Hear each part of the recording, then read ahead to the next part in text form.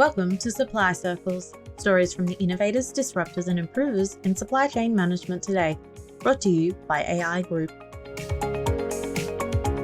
Yes, indeed. I'm James Scotland, coming to you today from the Yunganbale language region, and this is Supply Circles, the podcast that asks the question, how can we in Australia create supply chains that are resilient and sustainable at a time when we're implementing the challenges of the 3Ds: digitalisation, decarbonisation, and ongoing disruptions.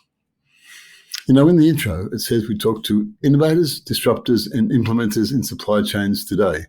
Well, today, I am going to speak to the managing director of a small business in Western Sydney that can rightfully claim to be all three. My guest is Mal Hiley, the managing director of Baker & Provan from Western Sydney. I'm quite excited about today's chat.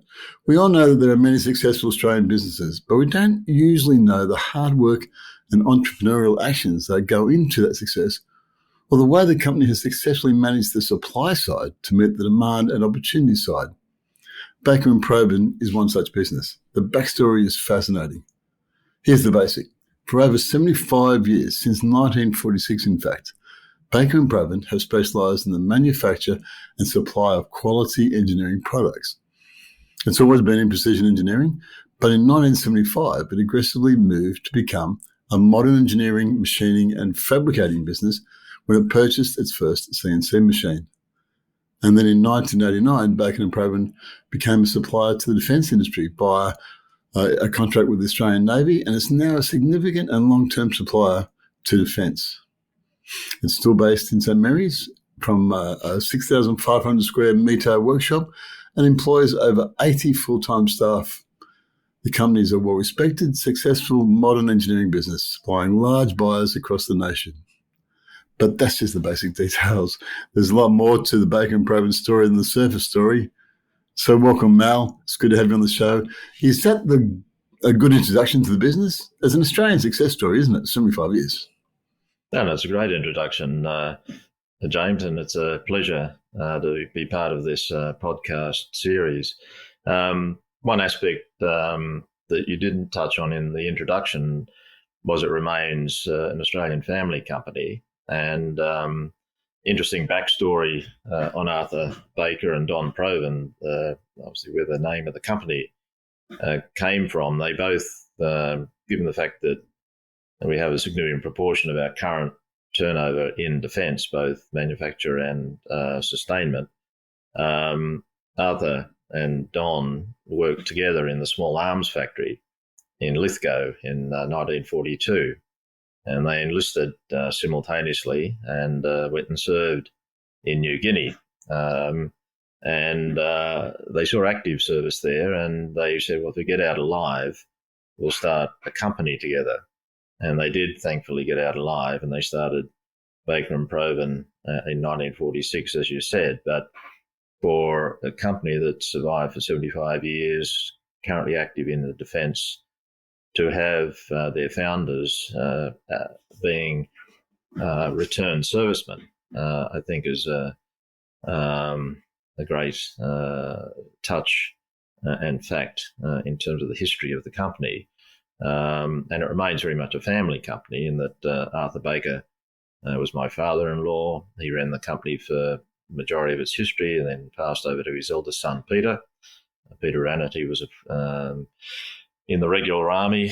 So Baker & Provan has actually had family and defence leadership for the majority of its life. And what about you? So you're a son-in-law, but are you an engineer with a business bent, or a businessman that works in an engineering firm?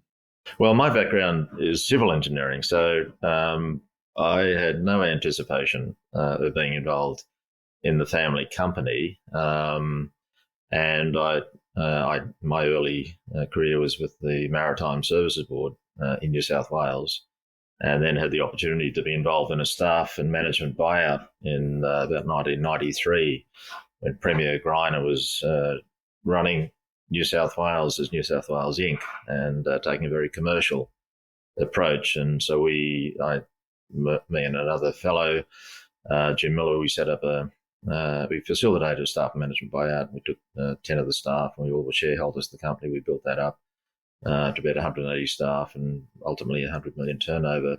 We sold that to a national piling and ground engineering company, and then I finally retired in about 2018. So my background is civil. We were involved in port structures, wharf construction, Sydney, Brisbane, and Melbourne.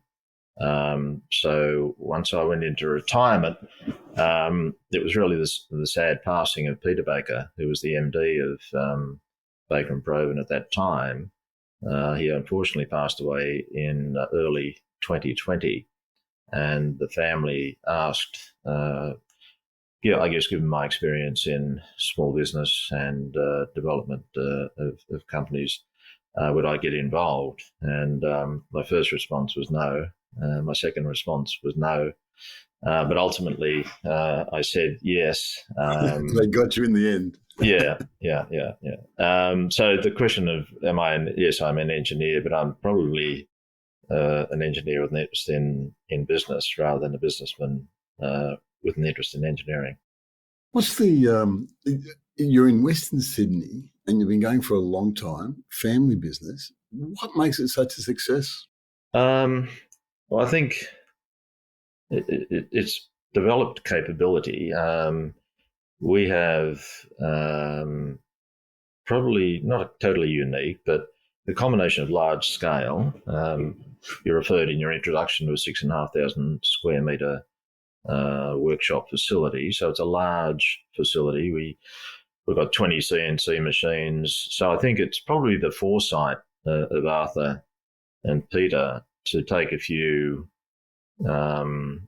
considered, not gambles, but business decisions, which were bold, investing in some significant large equipment, would put them into an area where there was less competition in some of this larger work. So if you sort of say, what's the Baker and Provan sweet spot? Because we have capability in fabrication, machining, and fitting, our sweet spot would be a job that involved at least two of those disciplines, fabrication and machining, or fitting in some combination, and tending towards the larger scale, and therefore larger scale and complex. And that's really been the development phase. I think you referred in 1975, the first CNC machine.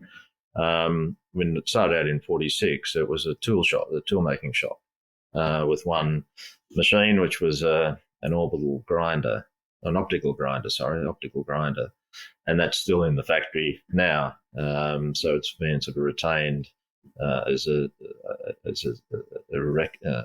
symbol of the start of the company. But I think it was in terms of moving forward over time, it's been making some bold decisions in terms of investment, and then having that broader capability in larger scale work. In one of the early episodes of Supplier Circles, I spoke to Andy Brightmore, who's the head of one of Australia's largest food and service companies, Compass Group. They service all the mines and messes around Australia and restaurants.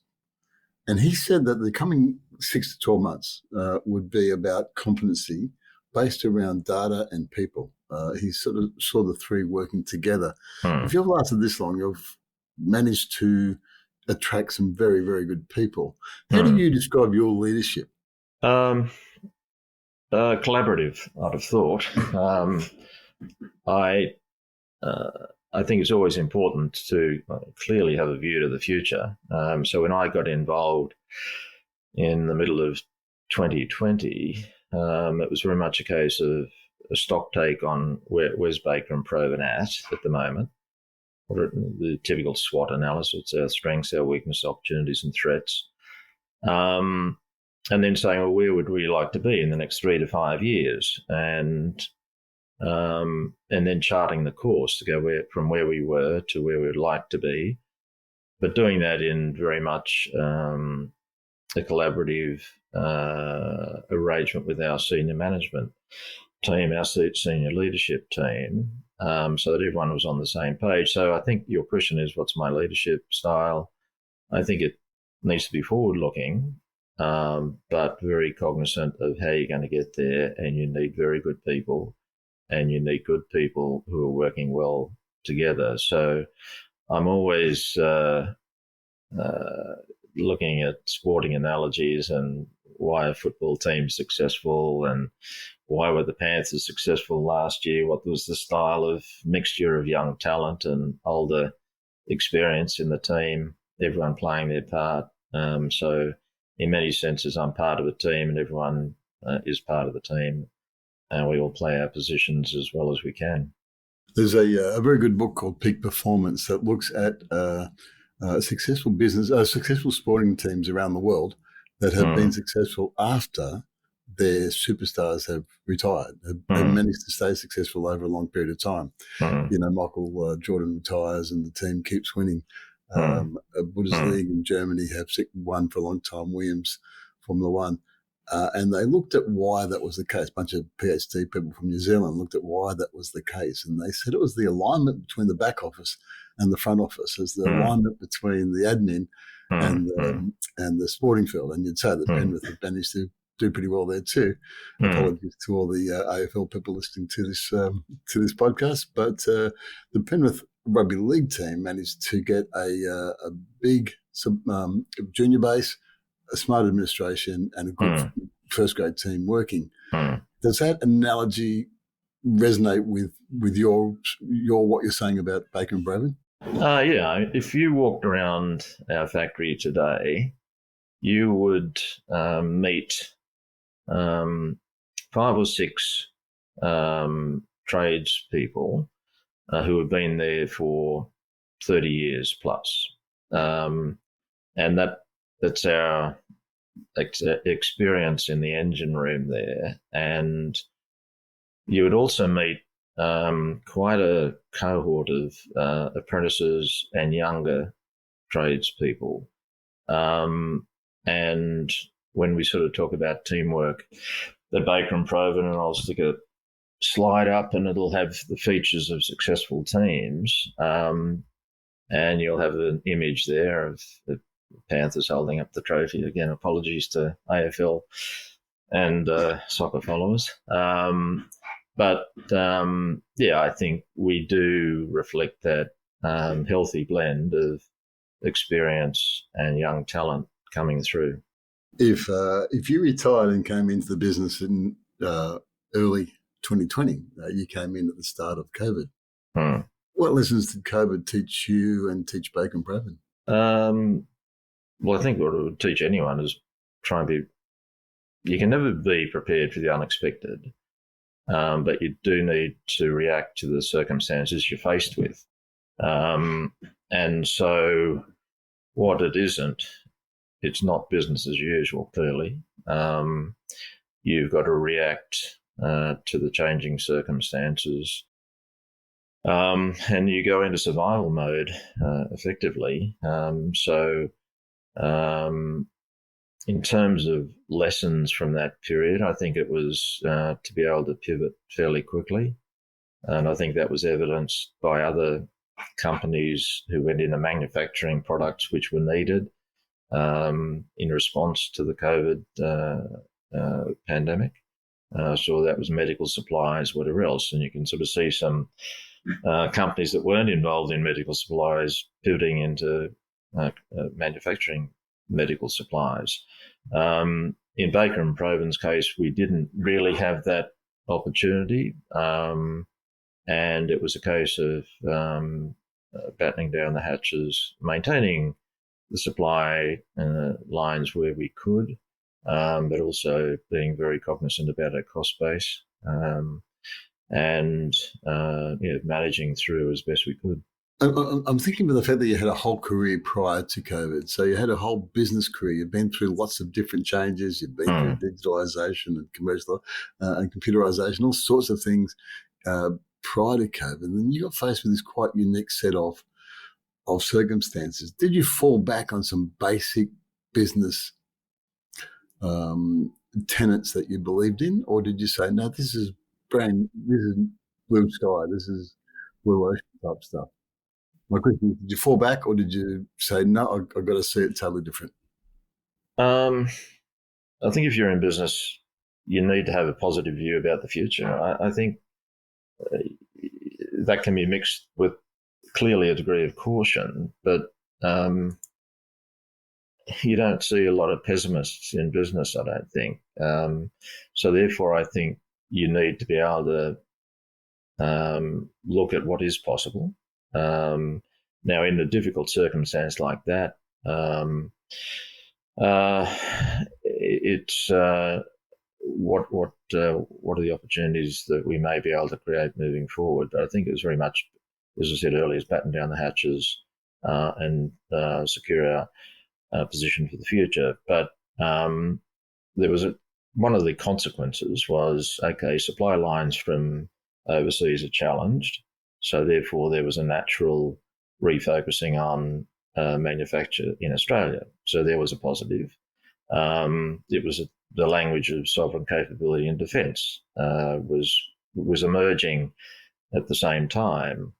So therefore, if you're a capable company with a good track record in manufacturing, when overseas supply lines are less certain, and there's an intent for sovereign capability, then you've got to have a positive view about the future, because that's playing straight into our strengths. Then it becomes a case of how do you convert that, and nothing in defence happens quickly.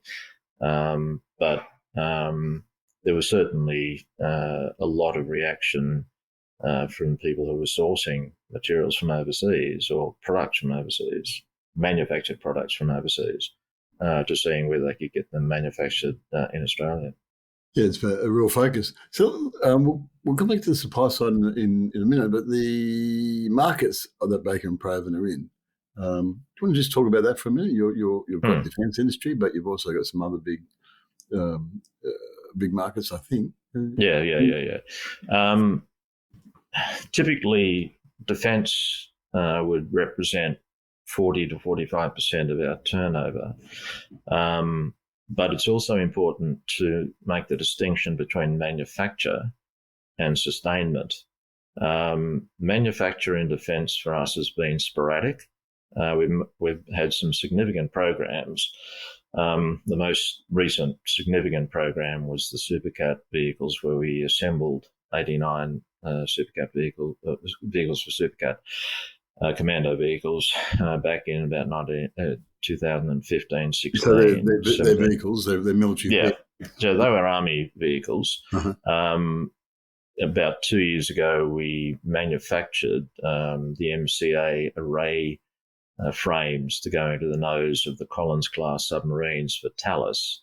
And that was an interesting case where Thales had an internal debate whether they could get these reasonably complex items manufactured in Australia to the standard and cost that they could get them manufactured in the UK. And they had the first one manufactured in the UK, but the other three manufactured by Baker and Provan.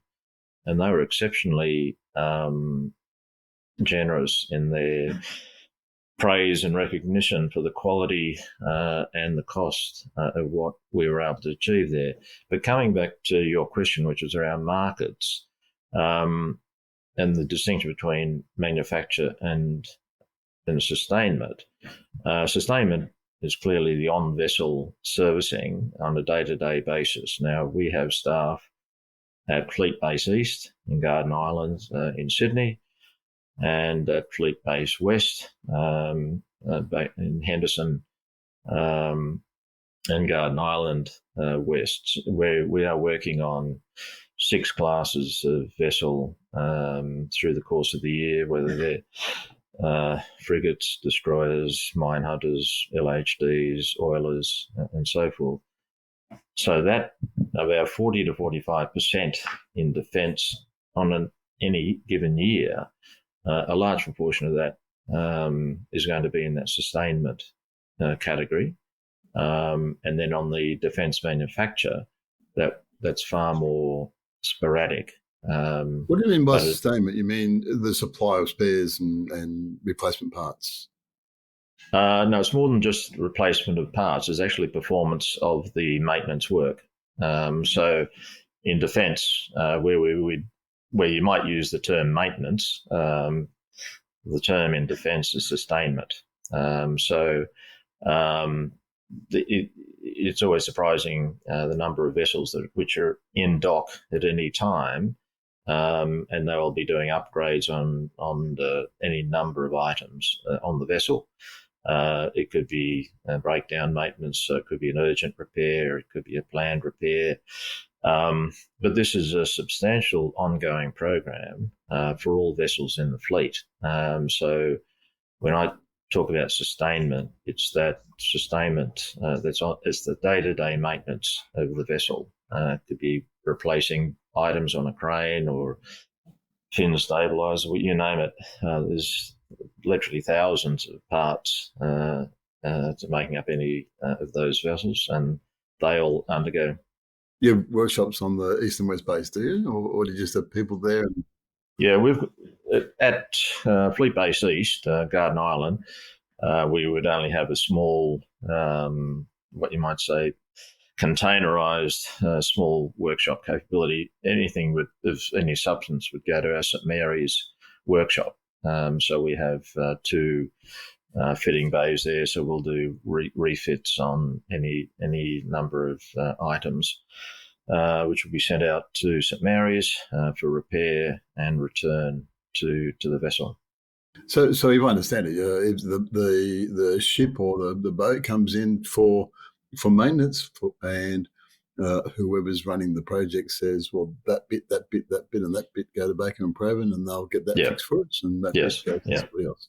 Yes, that's correct. And in the framework there, in either of those locations, west or east, there is quite a number of what are called repair agents, and we are a repair agent, and there are other repair agents, and we do the work, and we would work for a prime contractor. It may be NSM, or it may be Thales, it might be BAE, but they would be the entity that is issuing the work to the RAs, of which we are one. What makes you've been doing that for a while now, by the sound of it, and it's quite a deep relationship. How do you make that relationship work? Well, the relationship, we've been doing it now since you referred earlier in introduction. We actually designed and manufactured the davits on the frigates, the FFG and FFH frigates. So they've actually got Baker and Provan davits on them on the current fleet of ANZAC frigates. So once you're on vessel with a product, that then put us into the context of other manufacturers. But you're coming to the question of maintenance relationships with the prime contractors. I mean, at the end of the day, it's quite a pressured environment. Vessels are coming in. There's tight timeframes. There's complexity of work environment. There's other RAs. There's potential for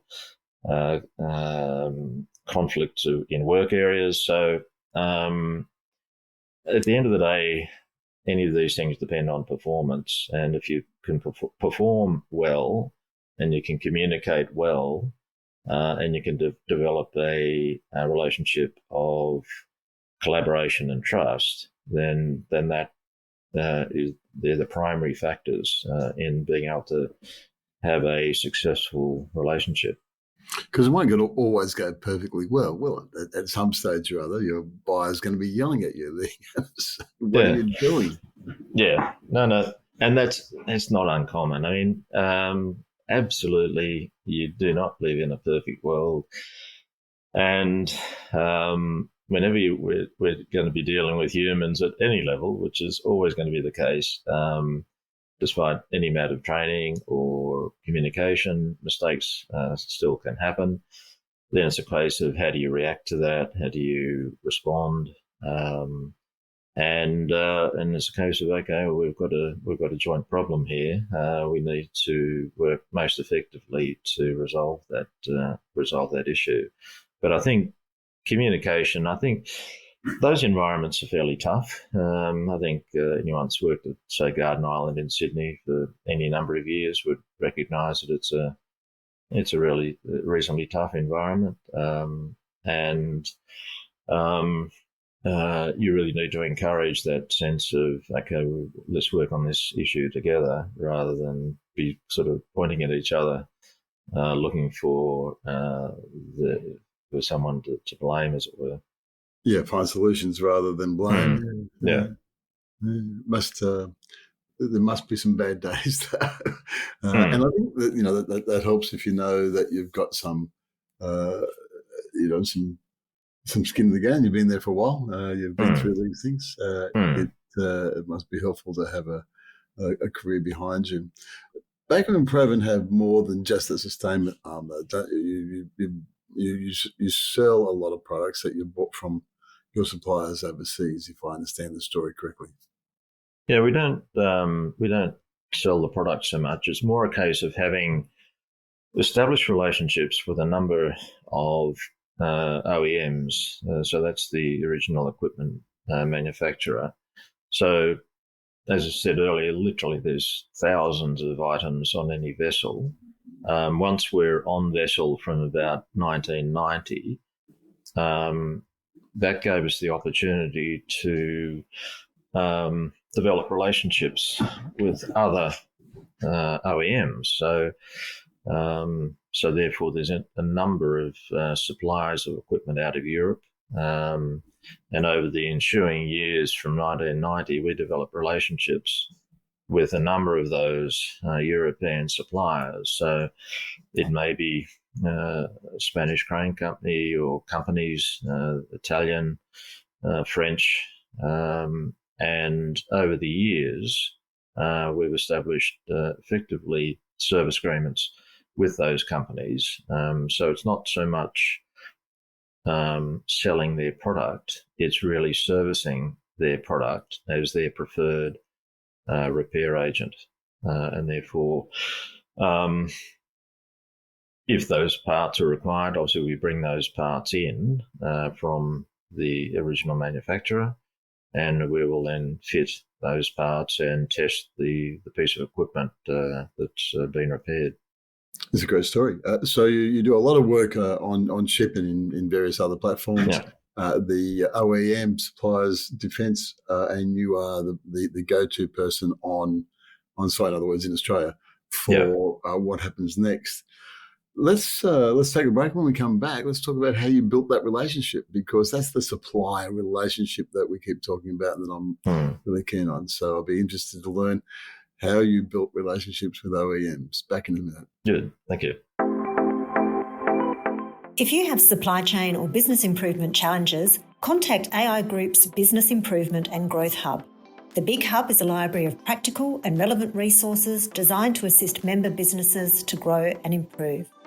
The Big Hub also includes an extensive network of experienced pre-qualified business improvement consultants. For more details, contact big@aigroup.com.au.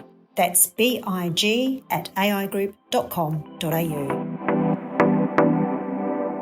I'm speaking to Mal Hiley from Baker and Provan. I think I pronounced your name right in the intro, but my apologies if I did. And we're just talking about OEMs, the original equipment manufacturers who supply the complex platforms of defence, and then you are involved in the local relationship. How did you go about identifying who to go and talk to? Difficult for me to say with any clarity, because the relationships were created. Of course, probably a long time before you. Yeah, 10 years or 20 years before my arrival. Well, how about start with how was the relationship when you arrived, when you turned up? You obviously did a trip around the world to find out. What was the relationship like? I think there's one thing, one of the lessons of COVID is there's no substitute for actually meeting people face to face. And one of the real challenges, everyone became ultimately familiar with Teams or Zoom or some alternative. But those mediums are okay if you've already got an established relationship, but they're not so good if you're trying to create relationships from the start. They're not so good when you're dealing with people with strong accents, and it's difficult to actually clarify what has been said and what has been agreed and so forth. So to have the opportunity middle of last year to go back for the first time in 3 years, and certainly first time since I've been here, to meet with our European partners was invaluable. And therefore, to be able to sit across the table, to read the body language, to have that just more natural familiarity of interaction rather than the slightly more structured approach of a Teams or a Zoom or something, was invaluable. And then to just go off and have lunch or something, and but developing that warmth of relationship is critically important, I think. And obviously you've got the commercial side of it,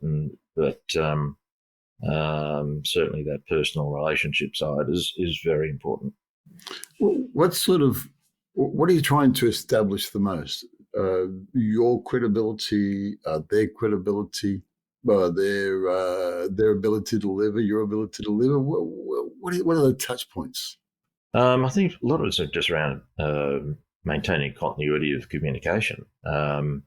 These relationships aren't just 1 or 2 years old. They're 5, 10, 15, 20 years old. So, but in any organisation, you've got changing people. So I'm new to Bacon Provan. So therefore, if I'm dealing with the head of Ferry Cranes or something in Spain, he's never met me before. So therefore, and similarly, you could look at any of those European suppliers, and they will have had a change of personnel in the last 10 years. So unless you keep abreast with that constancy, regularity of personal contact, you tend to lose track. And so therefore you can say, well, we've had this relationship for 10 years. But if you've let it drift, then that's not a good thing. So therefore, as I say, I can't emphasise more the importance of developing those personal relationships and making sure that you're keeping abreast of change of personnel over time on either side. As well as that, the needs of the Australian Defence Force and what your OEMs are producing are changing. How do you keep up to date with that? In terms of the work that we're doing on vessel in sustainment, the needs haven't changed substantially. The nature of the equipment has been on vessel for many years. Yes, there's upgrades. For instance, there'd be one of the flight deck cranes on the LHDs that we upgraded in the last 12 months. So therefore, there's certainly upgrades in capability happening fairly constantly. But in terms of the nature of the process, it's fairly constant in that respect. What about the digitalisation of your processes and their processes and Defence's process? We see a big push towards digitalised process, and there's a lot of efficiencies in digitalisation, but everyone tends to go down these different paths. Have you got some way in which you can keep all the different platforms talking to each other and working? Have you got this solved yet? Yeah, digitalisation has probably been more of a feature on our manufacturing side than on our sustainment side, but certainly we're substantially paperless, and therefore communications with the primes, it's all digital. Is that via a portal, or how do you? Yeah. So there'll be portals and reporting mechanisms to the prime contractor platforms. So therefore, that aspect of electronic data storage, traceability, that's all quite comprehensive in terms of that environment. But certainly on the manufacturing side, there's certainly opportunities there for improvement in process through, more digitalisation in there. What about disruptions? We are seeing a whole bunch of disruptions around the world. We've got geopolitics and we've got global inflation operating at different levels around the world. And of course, decarbonisation is coming in at various stages and at different paces around the world. Is that difficult for you when managing with your international suppliers or your international relationships? No, I think the main disruptor in the last few years has obviously been COVID and the impacts on supply lines and costs and volatility of costs. But other than that, I think the other big feature, which is a challenge for all companies at the moment, is skilled staff. And this is a massive challenge. If you travel internationally, I was in Korea last year and I was talking of one of the major manufacturers about their skilled trade positions, and they were finding a challenge. And you normally think of Korea as somewhere that is probably well supplied with trade staff, but it's not the case. And you can go anywhere in the world, and it'll be a common problem. So that has been a problem for us, and also the impact of COVID wasn't just on supply lines; it was on immigration of skilled people to Australia. So over a 3-year period where you did not have virtually any immigration, whether that was 400,000 or 500,000 people who didn't come to Australia. They're not all machinists, but certainly there would have been a number of machinists, fitters and fabricators that would have otherwise come. So that's one of our biggest constraints on our growth is really access to a skilled workforce. What's the answer? Have you worked out some sort of workaround, or have you solved the problem? We've got I guess what you call a three-pronged approach to it. One is our apprenticeship program, but you'd have to say that's a long-term commitment. But at the moment, we've got 12 apprentices in Baker and Provan, so we are catering for the future. We take a long-term view with our apprentices. We don't employ apprentices for 4 years and then think that we're going to lose them. We need to provide a challenging and satisfying environment where they want to stay working for us. And so any apprentice I put on with the view that they're here forever. That may not be the case, but we certainly take that long-term view. Yeah. So the apprenticeship program is important. One thing we've found there is a good avenue through adult apprenticeships, because a lot of young people may not be sure what they want to do at 16, 17, 18. They sort of may drift around in their career for a while, and they get to mid to late 20s and they think, actually, I think I'd have really liked to have done boiler making, or I'd like to have done machining. And we've been able to pick up out of our 12, probably 7 are adult apprentices. And I would say that's been very successful for us, because you've got people who've looked around the workplace for a while, they've concluded what they really want to do, and there's a bit more maturity as well, plus some probably some skills of the workplace. So the apprenticeship program is one. Local recruitment is the second avenue, but we're all fishing in the same pool. So the capacity to recruit locally is clearly there, because people will move around companies for one reason or another. But there's a limitation on that. And our third approach is international recruitment. So we've now got 3 international trades people have joined us in the last 2 to 3 months, and we've got another 2 or 3 in the pipeline that should be joining us over the next few months as well. So, as I said earlier, one of our biggest constraints to growth is actually having the skilled workforce, and so we're addressing it in those 3 ways of apprenticeship, local recruitment, and international recruitment. Yeah, it's a problem for everyone. AO Group heard some stats a while ago that India is now the most populous nation in the world. It's part of China, and India has a school shortage. Yeah, they've got access to a lot of people, but there's still a school shortage because the skills are changing changing a lot.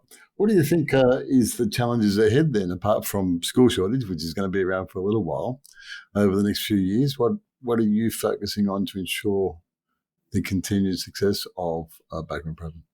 Well, I think one of the areas, I think staff retention is a significant issue, because once you've been able to recruit someone, and obviously I think the success of any business is largely dependent on the quality of their people. So if you have been able to recruit, one of the big challenges I think for any company these days is almost the transience of the workforce, because when we, I guess, were much younger, and certainly my father only had worked for one company, and I think that would be, if you went back 30, 40 years, it was the experience of life. People tended to work for one or two companies in their career. I was at a social commentators talk a number of years ago, and he said, look, in the current generation, I think it was something like an individual might have actually 4 different careers, not 4 different jobs, and possibly 17 jobs in their lifetime. So I think this is a huge challenge for us and for anyone. Is, okay, we've been able to recruit good people, we've been able to develop good people, but there's almost this sense of, I'll look at my CV, and I think it'd look good on my CV if I spend a few years here, and then I can move over and get a different experience on my CV. So I think that's a significant problem for us, and I reckon for a number of others, is how do you retain, develop, continue to challenge, and continue to provide career opportunity to talented people when part of their interest is actually, I'm quite enjoying my time at Baker and Provan, but there's always the challenge of the what next question, and what are they looking for next, and can we provide it to them? So I think that's a significant issue for us, and I think for any company as well. Yeah, I was one of those people. When I was a young manager, we did some social training where they said that the staff of the future might have several different careers, and I've had several different careers. I've moved in and out of the various sections of the supply chain, and overall has been in supply chain and in business all my career. But I worked in sales, and I worked in demand, I worked in supply, and I worked in logistics, and my dad. My dad worked for Qantas for 35 years as a fitter and turner, but until the day he died, he still kind of talked about the fact that, but I started at the Sydney Water Board, and then I finished my apprenticeship and went over to Qantas. And there's always this kind of a thing hanging over his head that he was terrible because he'd had two employers rather than just one. Because a lot of people his age just had one. It's a whole new world, isn't it?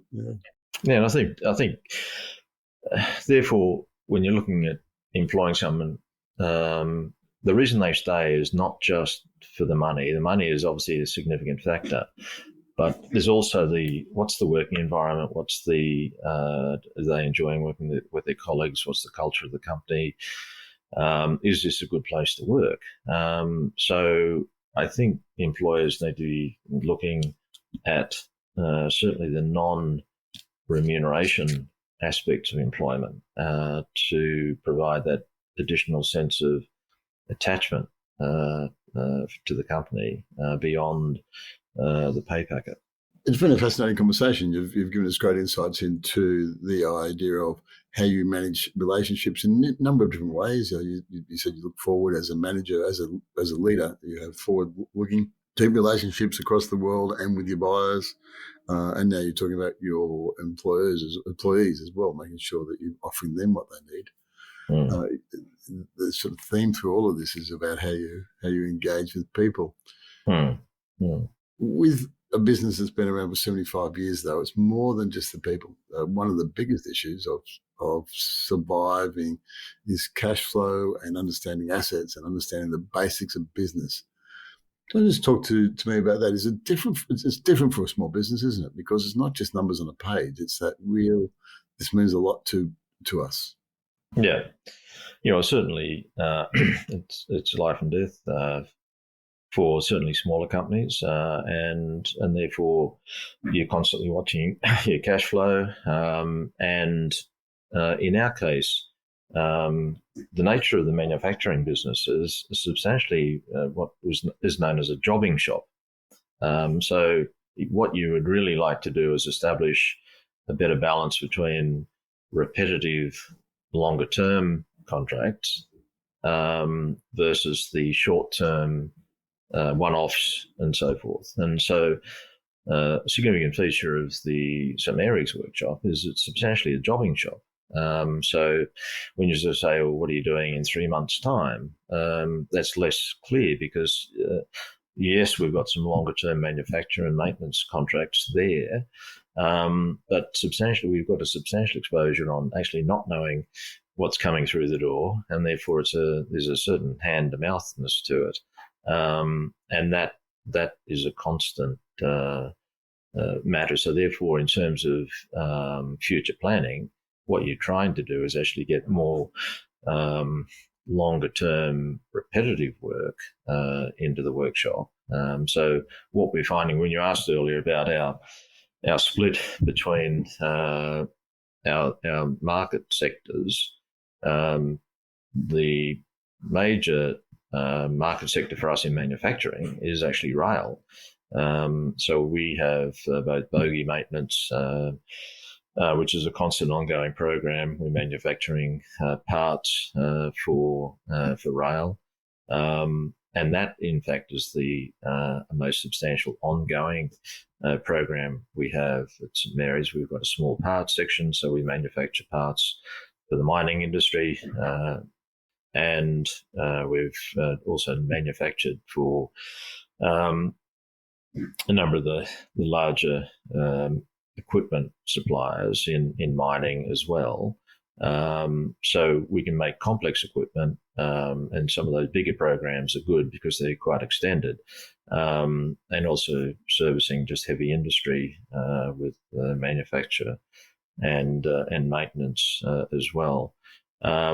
So that, I guess, a feature there is trying to move towards having longer-term, more predictable work where you can actually improve the efficiency of operation. One of the exposures on one-off jobs is that you've got a learning curve on every job, and by the time you've sort of potentially done it well or made a mistake on that job, your chance to implement your learnings is diminished because you're not getting a repeat job. So therefore, if you can get repeat jobs where you can improve your efficiency of operation, that's ideal.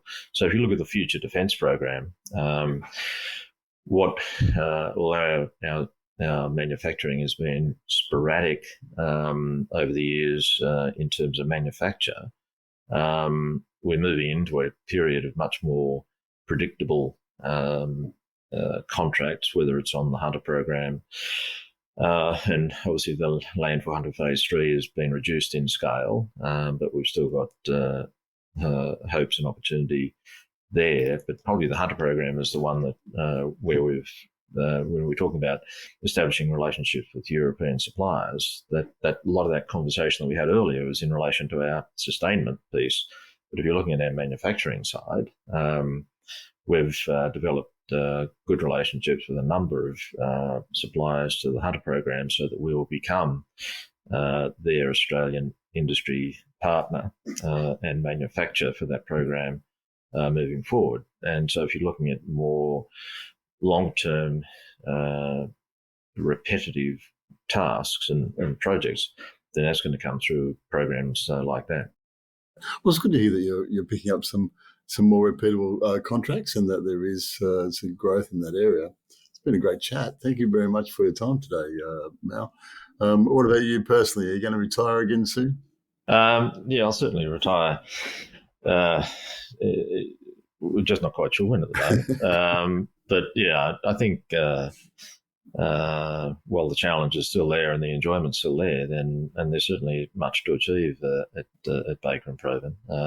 I know that in terms of the Forward Defence Program, we spoke on a previous occasion about that sovereign capability and so forth. And one of the points I'd like to make is that with the future programs, some of it's going to be obviously manufactured in Australia. Some of the products will be manufactured. Some will be manufactured overseas. But I think it's important that, and certainly from a sovereign capability point of view, that if any product is going to be manufactured by an overseas supplier, any of the spares or replacement parts for that equipment should be manufactured in Australia. And that enhances both the Australian capability, but also our sovereign capability and response if we need to do that. So that's something that I'd certainly like to sort of see contemplated in supply contracts. If an item is going to come, and obviously there's two choices. There's a base case and an enhanced case being considered in all the defence supply contracts at the moment.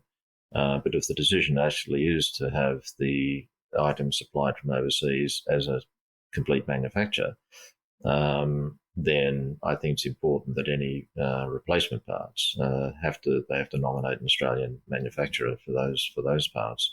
But I see the forward program is still strong for Australian manufacturers. I think it's just a case of how you position yourself to take advantage of those opportunities. Well, it seems like it makes a lot of sense to get it made in Australia, replacement parts. And there is a lot of talk going on about how we increase sovereign capabilities, because the future is uncertain, and they keep talking about the threat window being greatly reduced. Are you seeing any change in that area? Well, the Defence Strategic Review clearly talks about a much closer horizon in terms of preparedness. So where they were talking about 10 years, now they're talking about shorter windows. So you look at the impact on supply. Therefore, if Defence is now trying to be more prepared earlier, that will increase the importance of the program delivery, and that may change the dynamic for Australian industry response as well. So it's just, I think that the DSR has changed the considerations there. But I think Australian industry has still got great capability, and I think there's a genuine intent through the Australian industry content policies and so forth that Australian industry certainly plays a significant part. But I think it's a case that we have to stay vigilant to ensure that actually happens, and it still needs political will and procurement policy to ensure that achieves the potential that exists. Well, we look forward to following your journey as you as that unfolds, and also as Baker and Provan go from strength to strength. Thank you for your time today, Mel. I wish you all the best. I guess we'll put in the show notes how to contact you and how to contact Baker and Provan if anyone wants to. But all the best. Yeah, thanks, James. It's been an absolute pleasure. Well, that's it for another episode of Supply Circles. Thanks again to everyone for listening, and thanks for your feedback. If you have any feedback on today's show and today's interview with Mal, or ideas for the future, or just want to give me some feedbacks, hit me up at james.scotland, 1T, james.scotland@aigroup.com.au, or head over to my LinkedIn page. I'd love to hear from you. And we'll be back in a fortnight with more insights into the keys to building sustainable supply chains. Thanks for joining me. This is Supply Circles. I'm James Scotland. Bye for now.